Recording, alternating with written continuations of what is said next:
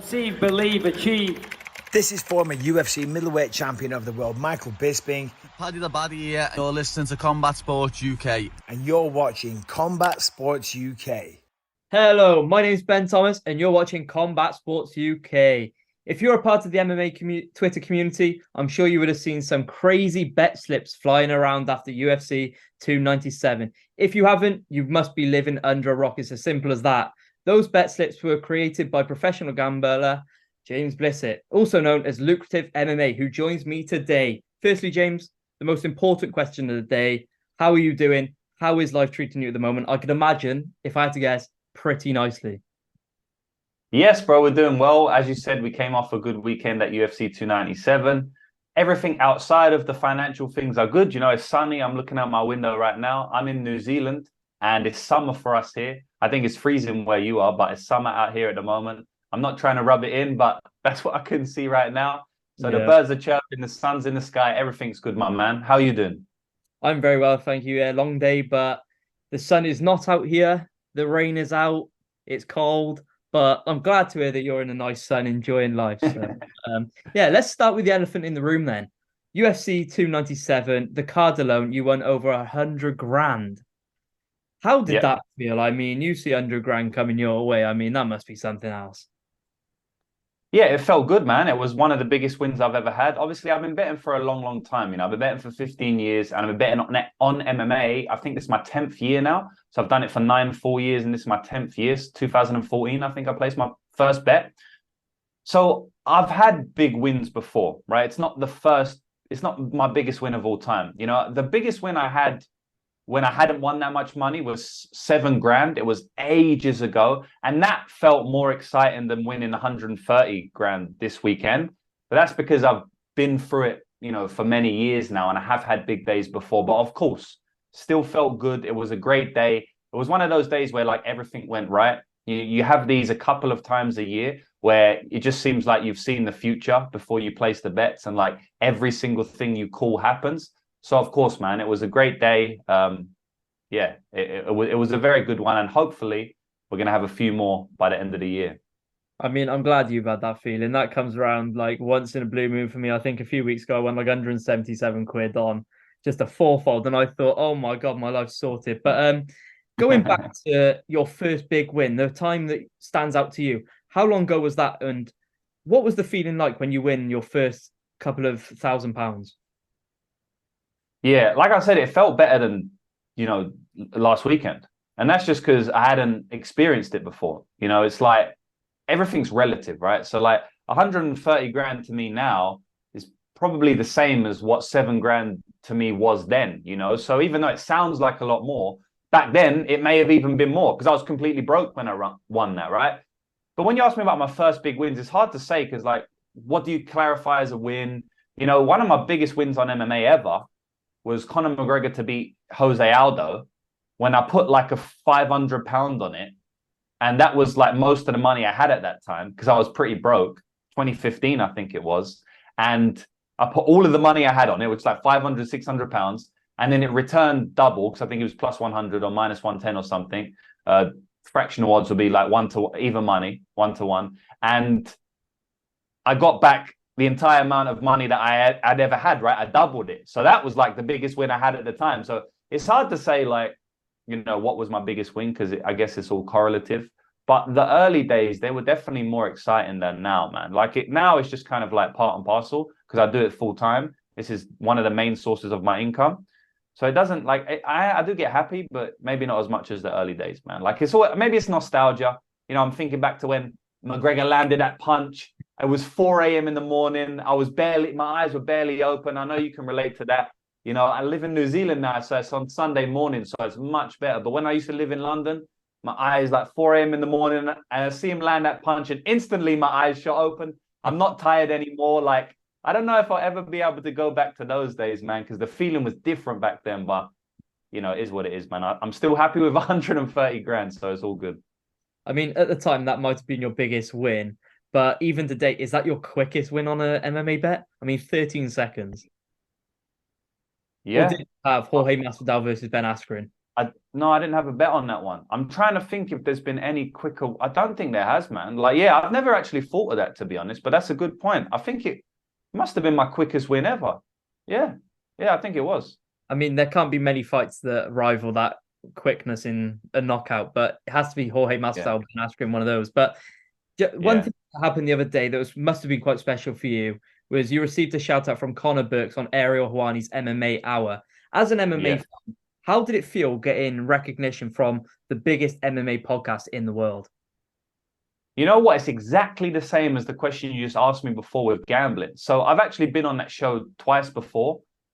I never really, because after every event, he'll comment on Twitter and he'll be like, look, if you've got any big bet slips, post them here and maybe I'll shout them out. I never really comment on that. I have big bet slips like most weeks, to be honest. Obviously, we lose weeks as well, but for the most part, we're winning.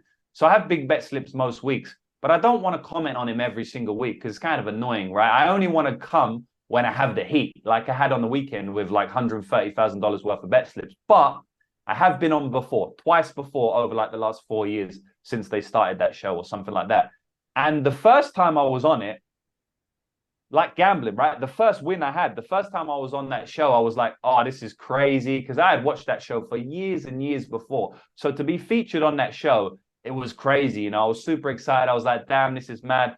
And since I've been on it 2 times after, it doesn't hit quite as big. You know, I watch it now and I'm like, yeah, of course I'm on that show. Like, why would I not be? You know what I mean? So it's kind of like you expect it. But obviously, you know, it's still good, man. Shout out to my man Conor there. I like him a lot. He's a good man, good bloke. And shout out to Ariel as well. Yeah, some top guys. But we've touched on UFC 297, but let's throw it back even further. Let's start at the very beginning. How did you actually get started into MMA, gambling on MMA? Yeah, that's a good one. So I started gambling way before I gambled on MMA, like way before. You're talking 6-7 years before. You're from the UK, right? So you know how it goes. Where exactly in the UK are you from, if you don't mind me asking? So I'm from South Wales.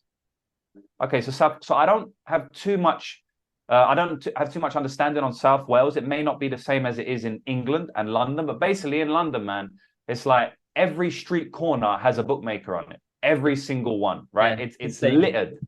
Yeah, exactly. So it's littered with betting shops, right? And it's not like that in America. In most countries, they don't really have that. It's a massive gambling culture where we're from in the UK, right? So I kind of grow up around the streets of London, which meant that I was in the betting shops just by proxy. We used to hang out on the streets and go in the betting shops. That's just what you did, right? And on top of that, my granddad owned greyhounds. So I don't know if it's big in Wales, but in the UK, especially when I was growing up, greyhounds was massive, right? And the thing about greyhound racing is that it's very heavily correlated to gambling. It's just like horse racing, right? Like MMA, it's not really that heavily correlated to gambling. There's millions of MMA fans, they've never had a bet in their life. But almost every person who watches horse racing is betting on horse racing. There's not really any other sport like it, you know, apart from dog racing. So since my granddad owned greyhounds, he used to bet all the time. He was a full-time gambler at times in his life. He also lost a lot of money as well, but that's another story for another day. But basically, I was brought up around the gambling industry because I was brought up around the greyhound racing industry. And on top of that, I lived in London with a million sportsbooks all over the place. So it was kind of natural for me to gamble. I don't think a lot of people have that experience. You know, most people just gamble because they see it once or something. I was literally bred in the gambling industry. So for 6-7 years, I didn't even know what MMA was. I just used to bet on horse racing, football, and a little bit of boxing, because boxing's kind of big in the UK, you know, whereas not so much in any other place outside of America. And long story short, after about 6 or 7 years of losing my money on horse racing and greyhound racing and all of that shit, I started liking MMA. My friend was an MMA fighter. He trained for many years and he told me to come to training, come MMA, like you'll like it. You like fight, like you'll like it. And he said to me, watch this guy called Conor McGregor. He's on the come up. This was probably 2013, 2014. He's on the come up at the moment. Watch Conor McGregor. You'll like him, right? And then I started watching Conor McGregor. And I know it sounds very casual, but that's just my life. It is what it is. That was my introduction to MMA as a whole. And obviously, because I was already a gambler, I instantly started betting on MMA. And the rest was history, man. After like 2 or 3 years, I stopped betting on any other sport completely because I realized I had a bit of more knowledge in the MMA markets than I had in any other market. And here we are, man. Like 9 years later, I've been betting on MMA, and now I do it full time. And the rest is history.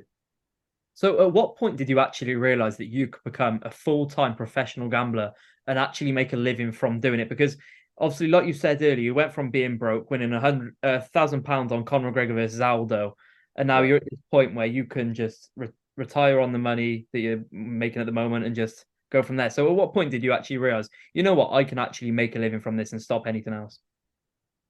Yeah, so again, the way I was introduced to gambling was very different than 99.99% of people, because I was introduced to it through the gambling industry from a young age.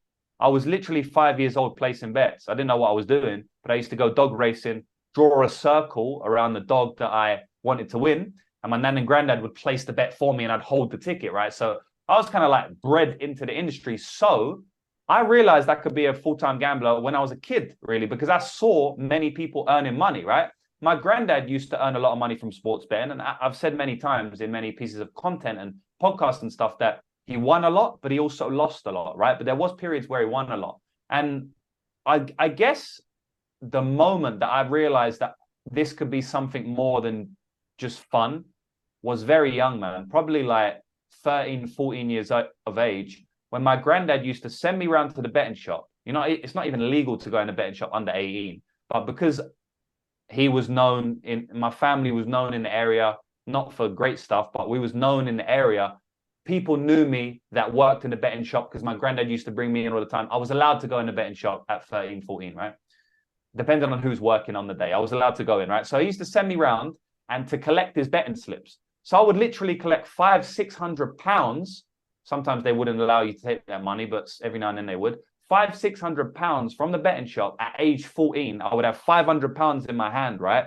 Which at age 14 is literally like £5 million, because I had never seen anything like it. So early on, 13, 14, I was like, my granddad's rich from sports betting. So like, I guess that kind of switched a switch in my mind to say, you can make money from this, you know? But obviously, I didn't really internalize it. I didn't say I want to be a sports bettor for the rest of my life, but it definitely gave me a positive introduction to gambling, whereas most people have a negative introduction to it, right? They just lose money from it. But I had a very positive introduction. And then, you know, over the years, I won money, I lost money. And then, yeah, I decided to go full-time at some point in my MMA career. But I kind of knew I could do it from way before, because my granddad was doing it. And my granddad's friends who he introduced me to was doing it. So I knew from a kid that it could be possible. But obviously I didn't make it possible to like a decade after that. You just mentioned there that kind of gambling has a negative people think of gambling as a negative thing to do, obviously. Yeah. Obviously you can lose a lot of money and it can kind of ruin your life in a way. And your granddad was obviously in the game of gambling for a long time. So when you told your friends and family, your further friends and family, that this is what you'd be doing full time, how did they react to that? Because I mean, I'll even throw a fivefold on every now and then and people will call me a fool. So to your loved ones, and then when you told them this is what you're doing for your full-time job, what did they say to you and how did they react? It's normal, bro. Like where I come from, it's normal. Everyone gambles, everyone bets. Like, without going too much in depth for my life, like my friends from back in the day, the people I grew up with, they're not straight by the book. Let's put it that way. They're not your average citizen, right? So it's just normal. Gambling is nothing. Gambling is not even looked at as it's just a normal thing that we do. So, bro, honestly, it was a normal thing. Like when I used to gamble and stuff, it's not a big deal at all. My mates used to gamble with me. We used to go to the betting shop to gamble together. My family would have put bets on as well. My granddad was a bettor. So was my dad. He used to bet on, like, I didn't used to bet that often, my dad, but like, I used to bet on the Grand National and stuff. It's a normal thing, right? It's a cultural thing to bet on horses and bet on the Grand National. And if you come from like low income areas, it's even more common because obviously the bookmakers, the sports books, and this is a bit political, but the sports books are all pushed in certain areas, like low income areas, because they know that the people there are more desperate for money, so they can take more money off them, which is a terrible thing, but it's a fact of life in the UK. And so it was, bro, it was completely normal. When people, you know, it's funny, when I told them I was doing it professionally, they were shocked. They wasn't disappointed or anything. They was like shocked, like how? Because they couldn't believe that it was possible because they just know gambling from people losing money. So they was actually super happy for me. It's not like they was like, oh, what are you doing? Like, that's about. They was like, wow, well done. Like you beat the game. We all lose money, but you're winning. So people were happy for me. But also a lot of people still don't really understand it. I think some people still don't even like believe it that you can earn money long term from gambling. But yeah, for the most part, man, it's kind of like a normal transition. Yeah, that's interesting actually. But this profession, your profession, is unlike any other, to say the least. There has to be a lot of research involved. But how much time do you actually dedicate to researching fighters and events before actually placing the bet itself? A lot of time. It's changed over the years as well. So I think this is a normal progression for any sports bet and anybody in any vocation to some degree. Like once you first start out, you spend all your waking hours on it. You know, like for the first 10 years of gambling, I spent a lot of time on it. I guess there's been periods, you know, where like when I was first gambling, I was just gambling bullshit stuff. So I guess I wasn't spending much time on it. But when I first started gambling properly and started reading up on gambling, I tried to do arbitrage betting, which is a form of betting where it's basically you can't lose, but the returns you get are very minimal. So it's usually not worth your time. I was reading up on gambling, watching gambling podcasts, learning how to gamble, speaking to my gambler friends, calling my granddad. Like I was spending so much time on it to learn the game. And nowadays I spend like 10% of the time that I ever spent on it in the early days, but I earn 1,000% of the money, you know, which is funny, but that's kind of how life goes. You know, you spend so much time getting up to somewhere and then you kind of crack the game and then you go fully through the roof. You do need to always keep on learning as I do. But to answer your specific question about how much time I spend on the fighters and the research, 20 hours a week, 15 hours a week, it depends. Like early days, I was doing 30 hours of tape a week, which is a lot of time, bro. And when I say tape, I mean watching film of the previous fighters. So what we do is, if there's a fight card coming up on the weekend, like the next fight card is Nasruddin Imavov versus Roman Dolidze is in the main event. So what I do is watch the last 3 of Nasruddin Imavov's fights, or 4 or whatever it is, right? And then the same with Roman Dolidze. And then I make a prediction on who's going to win based on that. And loads of other stuff that I'm not going to bore the viewers with today. But that's basically what I do, right? And obviously it takes time to watch 3 fights of 2 people just for one fight, right? So on any one fight, I spend about an hour, like roughly an hour on any one fight. So if you can imagine there's like 10 fights on a UFC fight card a week, that's 10 hours minimum. And then you have to add in all the other stuff that I do, like watching, looking at stats, maybe sometimes looking at interviews, speaking to my mates to discuss. Ballpark figure, long answer for you. Ballpark figure about 20 hours a week. Maybe less nowadays, 15, 20. To be fair, that is literally that's a part-time job over here in the UK. That's a lot less than I was actually expecting. But I guess when you're watching tape, it can't take as long as some may imagine. But for me personally, whenever I see the likes of someone like Ian Gary on a UFC fight card, I can't help but lump the money on him via KO, TKO. In the past few fights, maybe it hasn't always come in, but I just can't help it. So my question to you is, do you have a favorite fighter or types of fighters you actually prefer to bet on? No, you should like types of fighters that I like to bet on for sure. I have types of fighters, like archetypes of fighters. And those fighters are fighters that push the pace very well.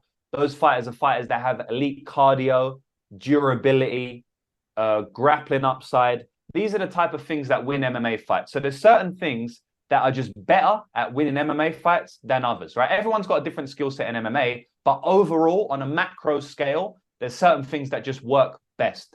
The things that work best is having elite pace, durability, and pressure.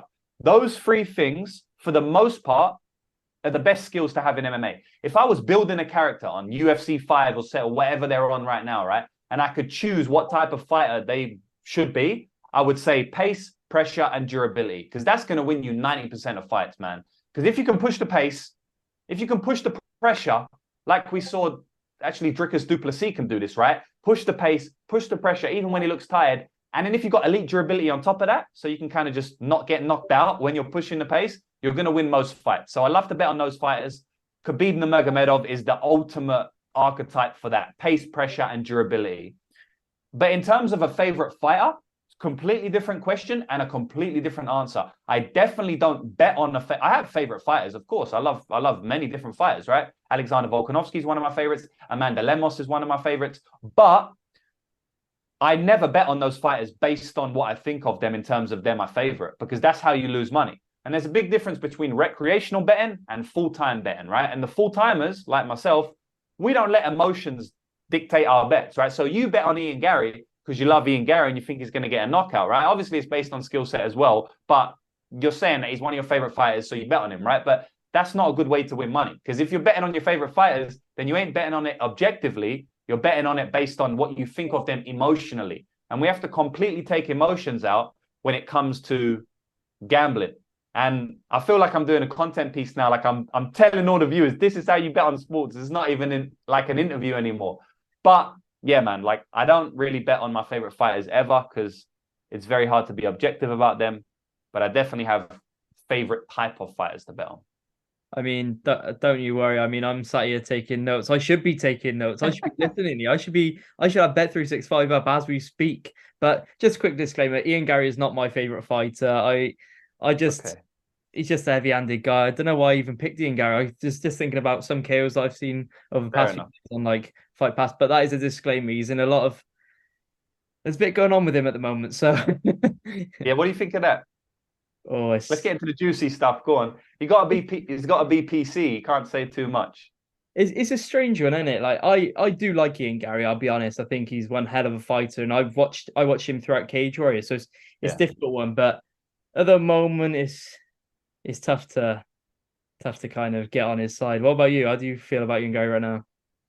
I mean, what's like he says a few things. I don't really know in terms of what he says. Like he wore that shirt of, was it Neil Magny or someone? And people, what was that? He wore Neil Magny's mugshot or something like that. Mm. I don't really stay up to date. I don't know if it was Neil Magny or no, what, I can't remember, bro. That's what I'm saying. I don't stay up to date with all of that stuff. The only thing I really know, because it was on the timeline all the time, is what they say about his girl. Man, I don't really know the in-depths of their relationship, but from what I can see, they're both happy. He's happy. She's happy. Who gives a fuck what they do in their spare time? Like, at the end of the day, all I've seen is that he took his wife's last name, which has been debunked, or he took his wife's ex-husband's last name, which he didn't do. Like, someone told me that he didn't do that, someone I believe. So he didn't do that. Other than that, I don't know, man. Like, let people be. I don't care what other people are doing. As you can see, I don't even know what's going on with them. So I don't know, man. In my opinion, just shut up and focus on your own life. And at the end of the day, who actually cares? Because he is one of the best fighters in the division at the moment. He's one of the he's elite guys. So exactly, who actually cares what's going on in his private life? It should it's one of those things that should be pushed aside the private life. I don't really like when it gets involved that much, like all the private life. I just like the fight doing the talking, obviously. But that actually does tie in with my next question, to be honest. The MMA world is ever changing and news is always breaking. There's always gossip coming out. Being someone who kind of has to stay on top of everything in terms of injuries and new matchmaking, how do you stay updated on the latest news and developments in the MMA world? Yeah, so it's kind of similar to the question you asked me before, is like how much time I spend on it. So in the early days, I'm spending all my time. I'm spending all my time keeping up to date with all of the injuries, all of the news and stuff now. But since I've got to a point where I've got quite a big presence on social media in terms of the MMA betting side of social media, it's not a big presence overall, but in the MMA betting side of social media, it means my network has expanded, which is very good for me as a sports bettor. It's very good for me. And it's also good for me as an MMA bettor, because I get pieces of information thrown at me all the time by people I don't even know in my DMs. And I also have networking groups now where I'm in groups that we speak about MMA. So it's way easier for me these days because I'm not doing it alone now. I have people commenting. I have people messaging me saying, oh, by the way, this guy's injured, that guy's injured. Now the hard part is discerning reality from the bullshit, because there's always some type of injury or camp rumor or whatever it may be going on, right? So now I have to kind of find out the realness from the fake. But man, early days, I was just doing it all myself, you know? I actually, back in the day, I had all of the Twitter personalities, all of the MMA media members are on notifications on my phone, right? So anytime that Ariel Helwani or whoever it was posted anything about MMA, like an injury or whatnot, or a new fight booked, what I would do is get a notification from them directly. And I was literally all day getting notifications from stuff going on in the MMA world. And that kind of helped me. And obviously, you know, I know people through different camps in certain countries, like in the UK and now in New Zealand. So I get pieces of information here and there. But now it's just basically my network, man, and who I am. I kind of just get given lots of information, which cuts my time down drastically, which is great. Yeah, that must be extremely helpful, to be fair. But with all of the above in mind, do you mind walking me through your preparation for a UFC card then? So, for example, next up, like you said, we have the leads coming up in the next UFC fight night. How far out do you start in preparation for the card? Like, obviously, you know what's coming up next anyway, so it must show that you are looking in advance. And where do you even start? So do you start from the top of the fight card to the bottom? Do you go straight to UFC Fight Pass? How do you work around that? Yeah, so I don't choose anyone. Like, I don't go from the top of the fight card to the bottom. I don't go from the bottom to the top. What happens is anytime odds are released for a fight, I will see those odds because I get a notification from those odds from bestfightodds.com or fightodds.io. And I'll get a notification saying odds are released. As soon as the odds are released, I'm instantly going in my head and saying, okay, are these odds accurate? Because the difference between full-time gamblers and recreational gamblers, I just did a video on this actually, is that we don't bet on who we think is going to win at all, ever. We bet on where we think the odds are inaccurate, and we bet against those odds, right? So as soon as odds are released, I'll look at the odds and I'll see, are these odds accurate or inaccurate? And if I believe they are inaccurate, then I would choose that fight specifically and go and do my study for that fight, because I don't want the odds to go. Because as you know, odds are just a market. The odds move all the time. One day is, you know, the odds are 1-2 favorite, and then the next day the odds are 2-1 underdog, right? So what I'll do is pick out a fight based on the odds, or based on what I think the odds may be if I look so much in advance and the odds are not out yet. And then I'll take that fight first. I'll do my study. So oftentimes I'll do the main event first, and then the first fight on the prelim, and then the first fight of the night. It's completely random and jumbled up, depending on where I think I may make a bet. And then how I do my study is, yes, I do have UFC Fight Pass up. I also subscribe to something called the Tape Index. That's from MMA Play 365. They're in the UK as well. You might know Newsom is a good guy. And basically, he's got a good tape study thing where they put every single fight of the fighters on the upcoming fight card, all their last fights, and you can just easily click and watch that. So I just use that because it saves me a lot of time. I do the study, I make the bet, and that's it. That's it. All over 20 hours a week. I love that. Obviously, you miss 100% of the shots you don't take. So with that being said, do you actually have any tips for the next UFC fight night? I mean, it's a question that had to be asked at some point in this interview, let's be honest. All right. So this is going to go out before the next UFC, right? This will go out at some point next week. It's currently Thursday before next week. I'm gonna give everyone a tip right now. So I haven't taped the whole card because I'm taping fights for this weekend. There's no UFC. But I don't only bet on UFC. I bet on regional scene organizations as well. So we have LFA this week. We also have ONE FC this week. And we also have Octagon 52, right? So I'm taping for that. But I have taped a couple of fights next week. The one fight I'm going to give you right now is, I don't want to mispronounce this guy's name, right? But he's fighting Blake Builder. And his name's Lee. I don't know how to say his first and second name. It's like Junyoung Lee. I think that's how I say it. Junyoung Lee over Blake Builder. At the time I'm telling you this, he's a -140 favorite. You can get him at -130 at some places. So he's -130, -140 favorite. Maybe when this video goes out, he might be a bigger favorite than that. And so I don't know if the value is on the line at that point, but I think Junyoung Lee's going to win the fight. I don't rate Blake Builder as a fighter that much. He's got good heart, good durability. He comes back from the jaws of defeat a lot. But outside of that, Junyoung Lee is an elite striker, very good laser beam straight hand. And I think he's just going to probably knock out Blake Builder here. But I've just played the money line. So if he wins by decision, I'll win. Submission, I'll win. I think Junyoung Lee's going to win. And it's a slight favorite for you. So decent odds. You get some decent return on that. Well, there we are. We've already had a little exclusive. And I'm just happy because I'm one of the first ones to hear that. So I'll have the nice little odds there. But yeah. How many bets will you normally put on a single fight then? Because I saw at UFC 287, you had quite a lot for Neil Magny. You had quite a lot for Jasmine Davisius. Do you Yeah. ever cover your own back as well? So do you ever bet on one fighter a couple of times and then just put one on another fighter just so you do make your money back in a way? Yeah, so that's called a hedge in betting. Like we hedge our bets, and it's very rare that I do that, to be honest.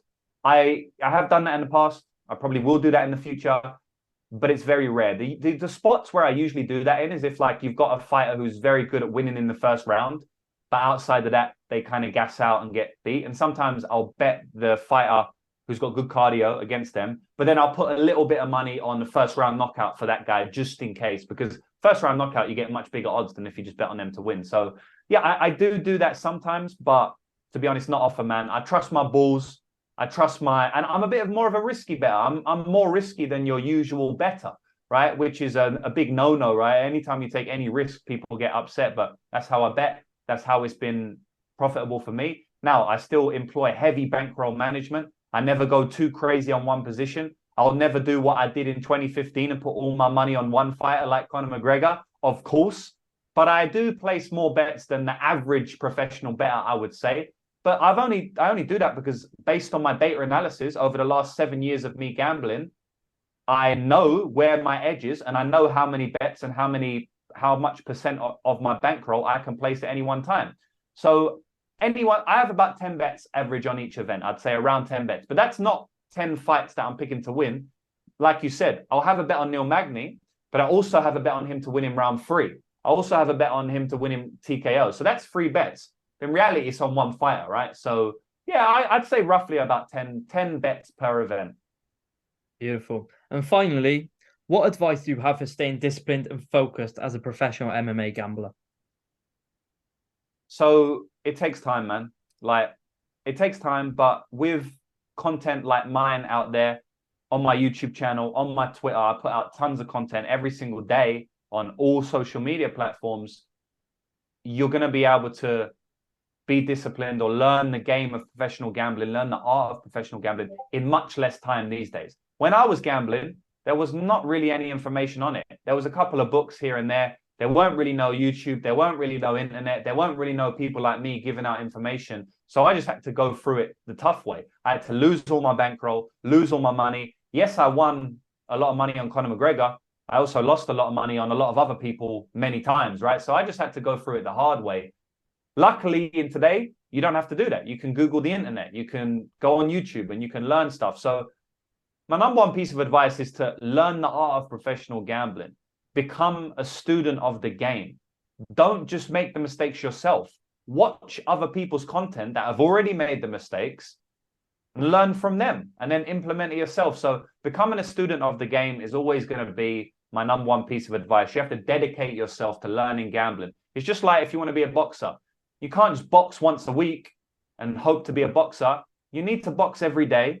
You need to watch boxing content. You need to go to a trainer, listen to what they say. You need to watch good boxing fights. You need to watch Floyd Mayweather. So it's the exact same thing with gambling, man. You need to embed yourself in gambling, and then overall, you will become a better, which includes discipline and everything else. Well, James, thank you so much for joining me this evening. It's been an absolute pleasure and one of my favorite chats I've had. With your gambling advice, who knows? I may become 130 grand richer next Sunday. I doubt it, though. But thank you so much for joining me. Yeah, thanks a lot, man. Thanks for having me on. Hopefully we do it again in the future. And good luck on your bets. Definitely. Ladies and gentlemen, you can check out all his socials on screen now. So make sure to give him a follow and make sure to follow Combat Sports UK. Until next time, thank you very much for watching and goodbye.